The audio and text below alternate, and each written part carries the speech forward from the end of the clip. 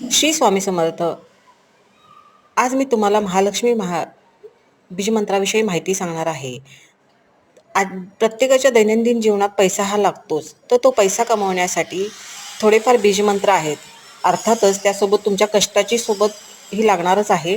पण खालील मी तुम्हाला जे सांगेल बीजमंत्र, त्याचा जर तुम्ही दैनंदिन जीवनात उपयोग केला तर त्याचा नक्कीच तुम्हाला अनुभव येईल. तर ते बीजमंत्र कुठले? तर ते याप्रमाणे: ओम श्रीं महालक्ष्म्यै नमः. ओम श्रीं लक्ष्म्यै नमः. ओम श्रीं ओम श्रीं ह्रीं क्लीं ऐं कमलवासिने स्वाहा.